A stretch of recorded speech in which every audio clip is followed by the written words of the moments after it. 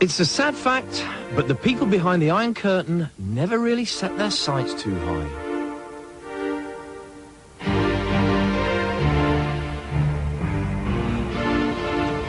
Oh! Это твоя лада? Да, простая, да.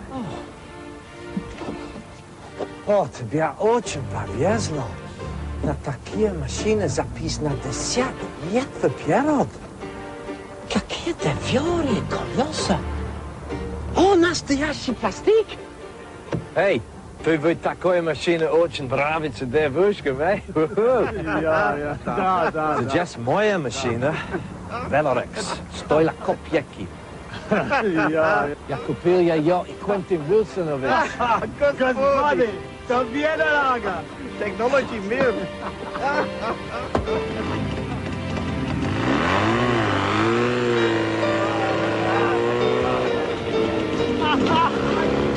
That is the sort of conversation you would have heard quite often in the bad old communist times. Because believe it or not, there were cars out there worse than the Lada. Well, I'm sorry, but this really is pretty badsky. The body is vinyl stretched over a metal frame, but it's so flimsy it feels like you're driving around in a wet backpacker. If it's a choice between driving this and working down the salt mines, then give me that pickaxe. Because the very least a car should do is go and stop, and this doesn't want to do either.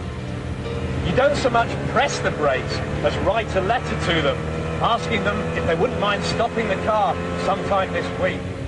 Karl Marx gave us communism. Well, I wouldn't mind giving him a lift in this and saying, you got any more bright ideas, mate? What's more shocking than the atrociousness of this car is the fact that it's owned by an Englishman living in England. And he's not alone.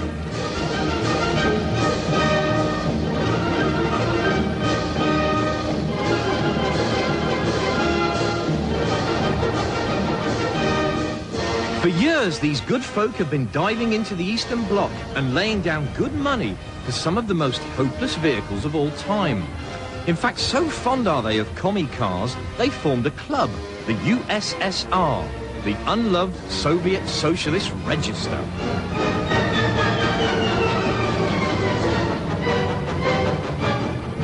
The club's got about 100 members, and we've got every kind of Eastern Bloc car, from the weird, the wonderful, to the fairly boring. I think we're all quite honest about the fact that they may not be termed classic cars, insofar as, you know, some of them don't look particularly attractive. They're agricultural in their engineering.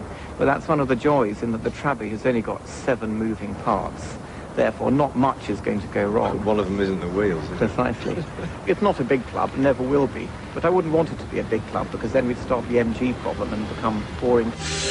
Right. And when those lovely MG chaps come a-calling, Julian's best chance of a getaway will be in this huge 5.5-litre V8 Chaika. The Chaika was the perfect example of Russian communism in action. That is, all men are created equal. It's just that some have infinitely better clothes and houses and cars. During its 20-year life, only 2,000 Chaikas were built. And when it came to styling, the communists were more conservative than Norman Tebbit. This model looks straight out of the 50s, but in fact, it was made in 1976. While the party boss sat in the back sipping a Molotov cocktail, it was left to the poor old chauffeur up the front to deal with all the aggro. I mean, for a start, you had to be a shot putter to steer it. It does have power steering. I'm just not sure where it is or what it's doing. The stereo comes complete with its own missile launchers, and you've got enough channels to get radio Labour camp in Siberia. But even more worrying, the bonnet release says kaput in Russian.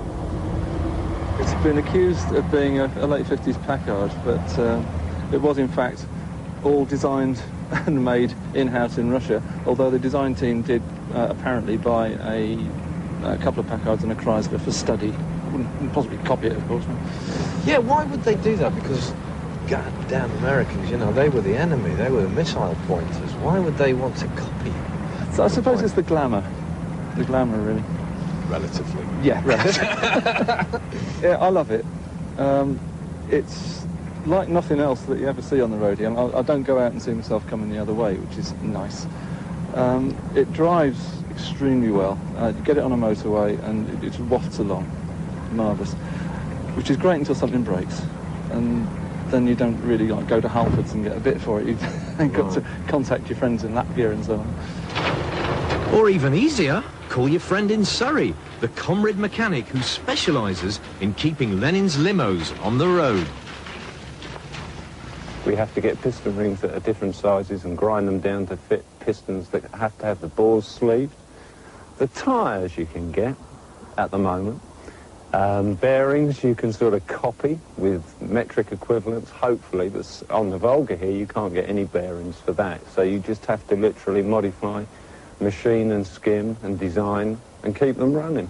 This Volga of yours, it's a pretty fancy capitalist colour, isn't it? It's because they painted it that colour so as it didn't get vandalised when it was left at Riga docks, because a Volga like this would have been used basically by the KGB or the Special Police Group. So that would have been black originally, and if people in Latvia had seen that by the docks in black, it would probably have come back in pieces. Because if a black Volga turns up at your house unannounced, it's time to start packing your thermals for Time to go Siberia, out the back entrance, yeah. Have you got respect for the Russians and their car making? Yeah, I have in actual fact, because the vehicles were built to take very hard road conditions, very severe winters, and they had to be driven by people who hadn't got any mechanical knowledge at all, because they weren't given mechanical knowledge. If your car breaks down, there's no garage, there is nobody to help. You either get it going or you'll freeze. I really like this club because they're so tongue-in-cheek. But the trouble is, now that communism's dead, the Russians are going through their Volga nouveau riche stage. So, what kind of cars are they going to be collecting in 10 years' time? I fear for the worst. Back